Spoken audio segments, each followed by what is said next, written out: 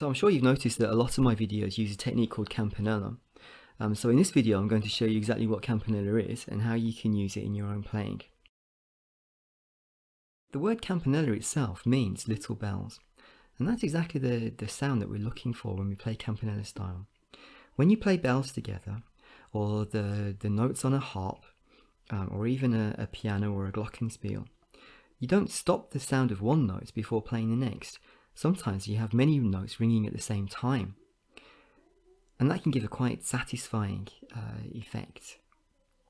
So when you have a fretted instrument like the ukulele, you can play notes up and down the frets, or you can play notes across each string. For example, here I have an arpeggio of a D minor chord, and you can hear all the three notes of the D minor chord play together. Okay. Campanella goes one step further than playing simple arpeggios or broken chords by actually using that technique to play a melody.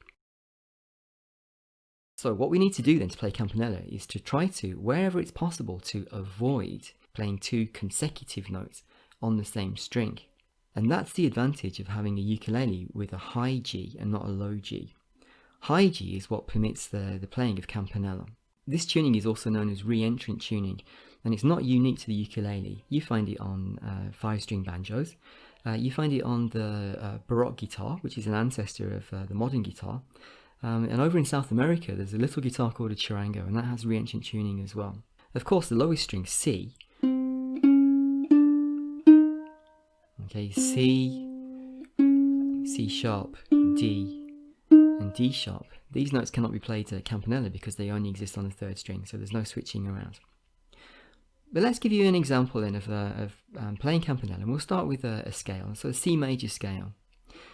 How would you play a C major scale normally? Well, most people would play C open, 2nd fret on the same string, move to the 2nd string open, 2nd string 1st fret, 2nd string 3rd fret, 1st string open, 1st string 2nd fret, and 1st string 3rd fret.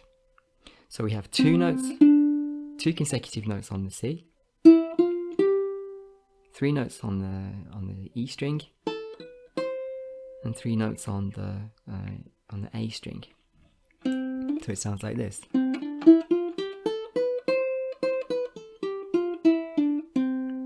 And obviously when I play E and then I play F on the same string, well then I stop the notes E ringing. You don't hear it at all because it's gone. And the same for F to G, the same to A to B, and B to C. Playing the Campanella way then tries to maximise the number of strings that will ring at the same time together. You've only got 4 strings, so a maximum amount of strings to ring together are 4, but generally 2 or 3 gives you a nice satisfying sound. Like I said before, you can't play C and D, low C and D, anywhere else on the ukulele except on one string. So I play C and D together, E on the 2nd string open, but instead of playing F on the same string, I'm going to play F here on the 5th fret of the 3rd string. So I come back to the 3rd string, so okay, and I'm going to leave those 2 ringing together, and instead of playing the G on the 2nd string 3rd fret, I'm going to play the G on the 4th string open. So just listen to that. You can hear all the sounds ringing together. And I'm going to move up to the A,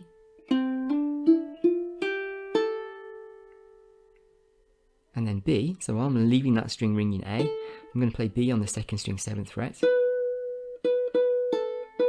and the final C then I'm going to play it on the 4th string on the 5th fret. Can you hear all those strings ringing together?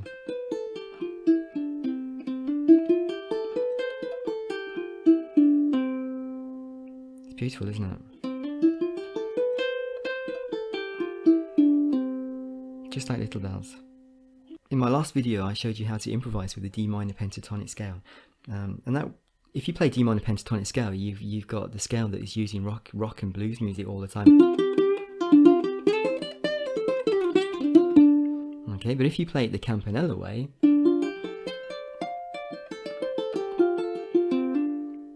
okay, that gives you a very nice, again, like ringing bells, a nice oriental feel to it as well.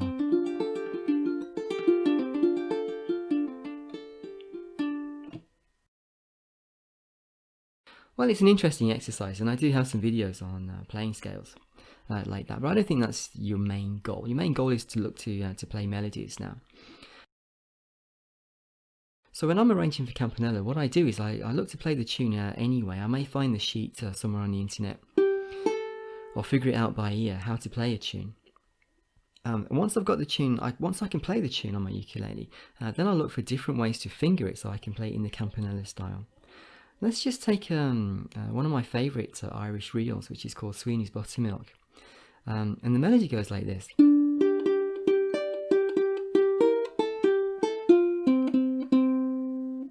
Okay, I'll just do that again.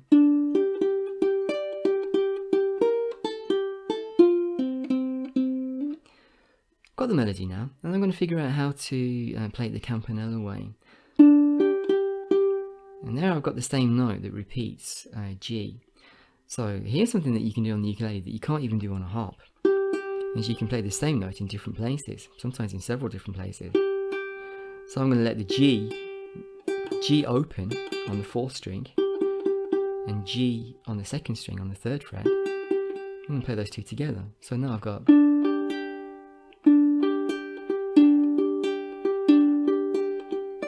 then play the D. B flat on the 4th string, because I want to play A.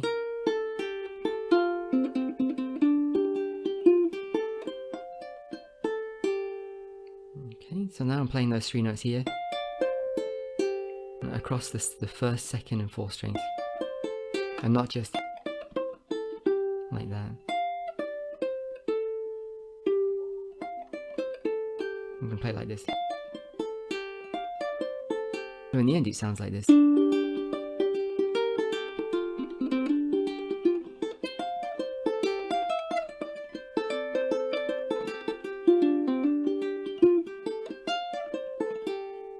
And that's very pretty, isn't it?